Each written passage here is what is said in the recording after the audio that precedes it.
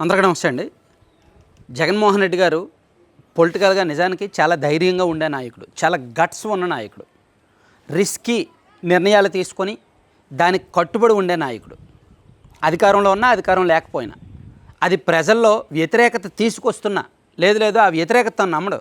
జనం వ్యతిరేకిస్తున్నా తను యాక్సెప్ట్ చేయడు. జనమేం వ్యతిరేకించట్లేదు, అదంతా మీడియా సృష్టి, ఎల్లో మీడియా సృష్టి అంటాడు.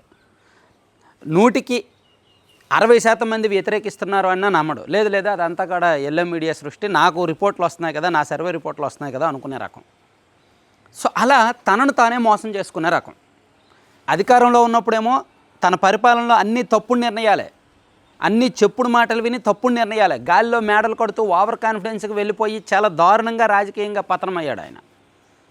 తను అత్యంత నమ్మకంగా ఉండే ట్రంప్ అవినాష్ గారు లాంటి వాళ్ళు కూడా సర్వే రిపోర్ట్లు ఇస్తే నమ్మేవాడు కాదు ఆయన. చెవిరెడ్డి భాస్కర్ రెడ్డి గారు ఇచ్చిన సర్వేలో, లేదంటే వైసీపీలో కొంతమంది వెళ్ళే చెప్పుడు మాటలో విని నమ్మేసి అలా అయిపోయాడు. నిజంగా వాస్తవ నివేదికలను పట్టించుకుంటే పాపం జగన్మోహన్ రెడ్డి గారు మరీ అంత రాజకీయంగా దిగజారేవారు కాదు. ఇదంతా ఇప్పుడు ఎందుకు చెప్తున్నానంటే, ఇప్పుడు అధికారం కోల్పోయి 2 ఏళ్ళు అయింది. మావిగన్ అనే మాయలోకి వైసీపీ వెళ్ళిపోయింది. ఎస్, అసలు మావిగన్ మీద ప్రజాభిప్రాయం ఏమిటి అనేది వైసీపీ కనుక్కున్నారా? ఏమైనా ఫీల్డ్ లెవెల్లో వాళ్ళ టీముని నియోజకవర్గాల వారీగా పంపించి రిపోర్టులు తెప్పించుకున్నారా? ఎవడో సలహాదారుడు పక్కనున్న సలహాదారుడో, ఏ సెఫాలజిస్టో, ఏ నేషనల్ మీడియా సన్నిహితుడో ఎవరో జగన్మోహన్ రెడ్డి గారి చెవిలో ఊదాడో, లేదంటే జగన్మోహన్ రెడ్డి గారి బుర్రలోనే ఈ ఐడియా పుట్టిందో, మావిగన్ అనే ఐడియా. దాన్ని పట్టుకొని 2 నెలల కిందట ఆయన ప్రెస్ మీట్లో చెప్పాడు, రాష్ట్రానికి అమరావతి ఎందుకు, మచిలీపట్నంలో మా తీసుకోండి, విజయవాడలో వి తీసుకోండి, గుంటూరులో గన్ తీసుకోండి, మావిగన్ అని రాజధాని పెట్టండి అని చెప్పాడు. సర్లే, అదేదో అమరావతిని వ్యతిరేకించి ఆ కోపంలోనో బాధలోనో ఆవేశంలోనో చెప్పాడేమో, అలా వచ్చేసిందేమోలే, సరే ఒక 2 నెలల తర్వాత సర్దుకుంటారులే అనుకుంటే, లేదు ఈ మావిగన్ వైసీపీ ఎన్నికల అజెండా. 2029 ఎన్నికల్లో వైసీపీ మావిగన్ రెఫరెండంతోనే మేము వెళ్తాం. సో మావిగన్ రాజధాని కావాలంటే వైసీపీకి ఓటేస్తారు, అమరావతి రాజధాని కావాలంటే కూటమికి ఓటేస్తారు అని జగన్మోహన్ రెడ్డి గారు చెప్పడం ద్వారా తన నెత్తి మీద తాను చేయి వేసుకున్నట్టే, తన రాజకీయ భస్మాన్ని తాను కోరుకున్నట్టే. ఇందులో ఏమాత్రం సంకోచం లేదు. మేబీ ఈ మాటలు వింటే వైఎస్ఆర్ కాంగ్రెస్ పార్టీ వాళ్ళకి నా మీద కోపం రావచ్చేమో, కానీ రాష్ట్ర రాజధాని ఇంకా ఎంతకాలం మారుస్తారు అని జనం ఆలోచిస్తారు. అరే, రాష్ట్ర విభజన జరిగి 12 ఏళ్ళు అయింది, మొదట 5 ఏళ్ళు అమరావతి అన్నారు, సరే ఆ తర్వాత వైసీపీ అధికారంలోకి వచ్చాకేమో కాదు 3 రాజధానులు అన్నారు, మళ్ళీ వీళ్ళు వచ్చి మళ్ళీ అమరావతి అన్నారు, మళ్ళీ రేపు పొద్దున్న వాళ్ళు వచ్చి మావిగన్ అంటారా? ఎన్నిసార్లు మారుస్తారు రాజధాని? సో అది ఫస్ట్ శ్రీకాకుళం వాడవని, చిత్తూరు వాడవని, అనంతపురం వాడవని, విజయనగరం వాడవని, రాష్ట్రంలో ఏ ప్రాంతం వాడికైనా సరే వాళ్ళకి రాజధానితో పెద్ద పనులు ఉండవు. 100 మందిలో ఒకరికో ఇద్దరికో రాజధానితో పనులు ఉంటాయి. కానీ రాజధాని అనే పేరు ఆ మనసులో ఉండిపోద్ది, మైండ్లో ఉండిపోద్ది, అదొక ఎమోషన్. మనకి హైదరాబాద్ రాజధాని, మనం చిన్నప్పటి నుంచి హైదరాబాద్ మీ రాజధాని ఏంటంటే హైదరాబాద్ అని గర్వంగా చెప్పుకోలే. హైదరాబాద్ ఎక్కడో మనకు 300-400 కిలోమీటర్ల దూరంలో ఉన్నా సరే, శ్రీకాకుళం వాడికి ఒక 800-900 కిలోమీటర్ల దూరంగా ఉన్నా సరే దాని గురించి గర్వంగా చెప్పుకోలే. దాని గురించి పేపర్లో వార్తలు వస్తే చదవాలా, పుస్తకాల్లో చదవాలా, దాని గొప్పతనాన్ని నలుగురికి చెప్పుకోలే. అలాగే అమరావతి అనేది కూడా మనకు ఒక ఎమోషన్ అయిపోయింది. ఇప్పుడు అది కాదు మావిగన్ అంటే ఆ పదమే వింతగా ఉంది. సో దాన్ని తీసుకొచ్చి నేను రాజధాని చేస్తాను, మీకు మావిగన్ కావాలంటే నాకు ఓట్లు వేయండి అంటే ఎవడేస్తాడు, ఎందుకు వేస్తాడు? ఈ బుర్రండక్కర్లా. పోనీ అమరావతిని ఎందుకు వ్యతిరేకిస్తున్నారు? సరైన వ్యాలిడ్ రీజన్స్ ఉన్నాయా? 2 లక్షల కోట్లు ఖర్చు పెడుతున్నారు అమరావతికి అంటున్నారు. ఎక్కడ 2 లక్షల కోట్లు అవుతున్నాయి? ఆధారాలు ఉన్నాయా 2 లక్షల కోట్లు అవుతాయని? గట్టిగా 1,00,000 కోట్లు కూడా అవ్వవు. అదొక సెల్ఫ్ ఫైనాన్స్ ప్రాజెక్టు. దాదాపుగా 62,000 కోట్లు విలువైన పనులు ఇప్పుడు జరుగుతున్నాయి. ఇంతకుముందు ఒక 12,000 కోట్లు ఖర్చు పెట్టారు. మొత్తం మీద 75,000 కోట్లు నాకు తెలిసినంత వరకు. 62,000 కోట్లు విలువైన పనులు జరుగుతున్నాయి ఇప్పుడు. ఇందులో చాలా వరకు అప్పు తీసుకొచ్చారు, కొంతేమో భూములు అమ్మడం ద్వారా డబ్బులు తీసుకొచ్చారు. ₹1 కూడా ఖర్చు పెట్టకుండా 33,000 ఎకరాలు సమీకరించారు. సో ₹1 కూడా ఖర్చు పెట్టకుండా ఇప్పుడు అక్కడ బిల్డింగ్స్ జరుగుతున్నాయి. అదేదో జగన్మోహన్ రెడ్డి గారి జేబులోదో, చంద్రబాబు గారి జేబులోదో, జనం జేబులోదో కాదు, అది అప్పు తీసుకొచ్చారు. ఆ అప్పు అమరావతి నుంచి రెవెన్యూ వచ్చాక ఫ్యూచర్లో తీరుస్తారు.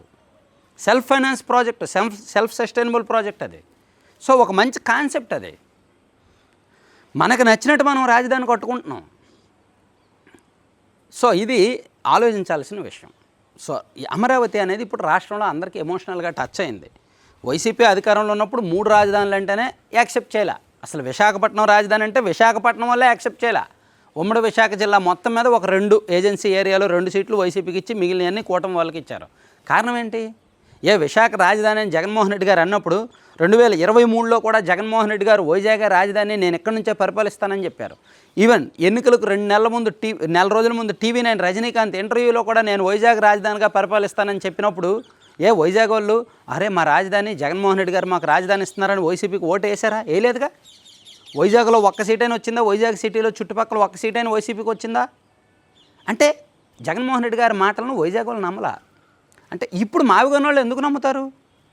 ఆ మచిలీపట్నం వాళ్ళు, గుంటూరు వాళ్ళు, విజయవాడలో ఎందుకు నమ్ముతారు?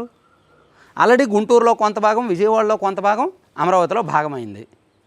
సో అది ఇలా ఎలా చూస్తున్నా ముందు జగన్మోహన్ రెడ్డి గారు ఏం చేయాలంటే అసలు పార్టీలో తనకు సన్నిహితులైన నాయకుల అభిప్రాయం తీసుకోవాలి. లేదు అది జగన్మోహన్ రెడ్డి గారికి ఇష్టం లేదు అనుకున్నాం, పార్టీలో ఒక IVRS సర్వే లాంటిదో లేదంటే రకరకాల నియోజకవర్గాల్లో అభిప్రాయాలు తీసుకోవాలి. లేదు అది కూడా ఇష్టం లేదు, పోనీ ప్రజాభిప్రాయాన్ని సేకరించాలి. అది కూడా ఇష్టం లేకపోతే ఇంక తగలడ్డమే, రాజకీయంగా తగలబెట్టుకోవడమే. ఇప్పుడు అదే చేస్తున్నారు. జనాభిప్రాయం తీసుకోకుండా, కార్యకర్తల అభిప్రాయం తీసుకోకుండా, నాయకుల అభిప్రాయం తీసుకోకుండా సొంత అజెండాను రుద్దుదామంటే అధికారంలో ఉన్నప్పుడు ఇలా సొంత అజెండాలు రుద్దే కదా పోయారు. అధికారంలో ఉన్నప్పుడు ఇలా ఏకపక్ష నిర్ణయాలు, మోనోపలిజం, నియంతృత్వ నిర్ణయాలు తీసుకునే కదా పోయారు. ఇప్పటికీ కూడా అలాగే ఉంటాయి అలా. సో 3 సంవత్సరాలకు ముందే కూటమికి గుడ్ న్యూస్ చెప్పారు. అరే బాబు మళ్ళీ మీరే అధికారంలోకి వస్తారు, నేను అధికారంలోకి వచ్చే ఛాన్స్ లేదులే అన్నట్టు జగన్మోహన్ రెడ్డి గారు ఇండైరెక్ట్గా కూటమికి ఒక సంకేతం ఇచ్చేశారు. పాపం ఇప్పుడిప్పుడే కూటమి మీద వ్యతిరేకత పెరుగుతోంది. ఇప్పుడిప్పుడే వైసీపీ వాళ్ళకి గ్రౌండ్ లెవెల్లో ఆశలు చిగురుస్తున్నాయి. అరే కూటమి పరిపాలన బాగాలేదు కదా, వీళ్ళు హామీలు సరిగ్గా అమలు చేయట్లేదు, చాలా వర్గాల్లో వ్యతిరేకత మొదలైంది, ఉద్యోగ వర్గాల్లో మహిళల్లో చాలా మందిలో వ్యతిరేకత మొదలైంది, సంక్షేమ పథకాలు కూడా సరిగ్గా అమలు చేయలేకపోతున్నారు. కాబట్టి ఇంకొక 6 నెలలు సంవత్సరంలో వ్యతిరేకత పెరుగుద్ది, అది వైసీపీకి ఊపుగా మారుద్ది అని ఇప్పుడిప్పుడే క్షేత్రస్థాయిలో వైసీపీ వాళ్ళలో ఒక పాజిటివ్నెస్ వస్తుంది. దాని మీద నీరు పడేశారు జగన్మోహన్ రెడ్డి గారు ఈ ఒక్క మాట ద్వారా. నిజంగా మావిగన్ అనేది రెఫరెండంగా ఎన్నికలకు వెళ్తే మాత్రం వైసీపీకి కష్టమే రాజకీయంగా.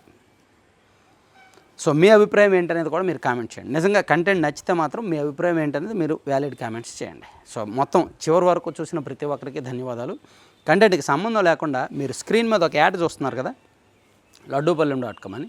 సో మనం ఇది ఎందుకు ప్రమోట్ చేస్తున్నామంటే మంచి ప్రోడక్ట్. ఒక 20 మంది మహిళలు కలిపి స్వయం ఉపాధి సెల్ఫ్ యూనిట్లు పెట్టుకున్నారు. IIMRకి వెళ్ళి ట్రైనింగ్ తీసుకొని millets, seeds, dry fruits, nuts ఇలా హెల్దీ ఇంగ్రీడియంట్స్తో మల్టిపుల్ హెల్త్ బెనిఫిట్స్ ఉండే ప్రోడక్ట్స్ తయారు చేస్తున్నారు. వీళ్ళ దగ్గర లడ్డూలు ఉంటాయి ఒక 25 రకాలు, అలాగే హాట్ స్నాక్స్ ఉంటాయి, మిల్లెట్స్తో చేసిన హాట్ స్నాక్స్, అలాగే రకరకాల పౌడర్స్ ఉంటాయి. పిల్లలకు మనం బూస్ట్, బోర్న్విటా, హార్లిక్స్ లాంటివి ఇచ్చాకంటే వీళ్ళు తయారు చేసే Apple, beetroot, carrot ABC powder ఉండి ప్యూర్ ABC పౌడర్ వీళ్ళ దగ్గర ఉంటుంది. అలాగే ఆమ్లా, బీట్రూట్, క్యారెట్ పౌడర్ ఇవ్వండి, లేదా ప్రోటీన్ పౌడర్ ఇవ్వండి. అలాగే పెద్దవాళ్ళకి మునగాకు పొడి, జామాకు పొడి లాంటి మంచి మంచి పౌడర్స్ ఉంటాయి. సో ఇట్లా మల్టిపుల్ హెల్త్ బెనిఫిట్స్ ఉండే ప్రొడక్ట్స్ కోసం, veg and non veg pickles కోసం మీరు ఆ నెంబర్కి స్క్రీన్ మీద కనిపిస్తున్న 9997839994 నెంబర్కి వాట్సాప్ చేయొచ్చు, లేదా కాల్ చేయొచ్చు, లేదా laddupallem.com అనే సైట్ విజిట్ చేసి ఆర్డర్ పెట్టుకోండి. Thank you.